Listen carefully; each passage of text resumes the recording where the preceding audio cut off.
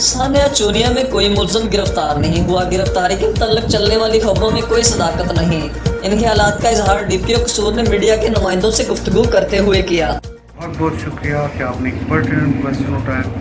واقعی یہ کل سے یہ خبر چل رہی ہے اور بار بار میں تمام دوستوں سے بھی یہ ریکویسٹ کرتا ہوں اور جب بھی سوال کرتے ہیں فون کرتے ہیں میسج کرتے ہیں ان کو رسپونڈ بھی کرتا ہوں.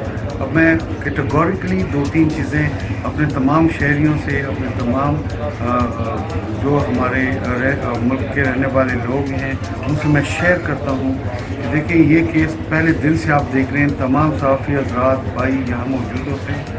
جدید طریقوں سے ٹیکنیکل انداز سے یہ تفتیش ہو رہی ہے. اس میں مختلف سسپیکٹس اٹھائے جاتے ہیں, ان کے DNA ٹیسٹ کرواتے ہیں, ان کے انٹروگیشن رپورٹ بنتی ہے. جو سجاد کے متعلق بات ہے یہ بھی انہی کی طرح جو پچھلے دنوں سے ایک پروسیس شروع ہے. ہی از ون سچ سسپیکٹ. اس کے ایکیوز کے ڈکلیئر ہونے کا کوئی ابھی تک اس طرح کی کوئی بات نہیں ہے. ان کے DNA ٹیسٹ ہو چکے ہیں جس طرح دوسرے سسپیکٹس لوگوں کے DNA ٹیسٹ ہوتے ہیں. ان کے انٹروگیشن رپورٹ بھی تیار ہو رہی ہے. ان کی انٹروگیشن رپورٹ اسی طرح سے تیار ہو رہی ہے جس طرح دوسرے ملزمان کی یا دوسرے مشتبہ لوگوں کی تیار ہو رہی ہے. تو یہ کہنا کہ وہ ملزم ہے یا اس نے یہ جرم کیا ہوا ہے یہ قبل از وقت ہوگا, اس طرح کی کوئی بات نہیں ہے.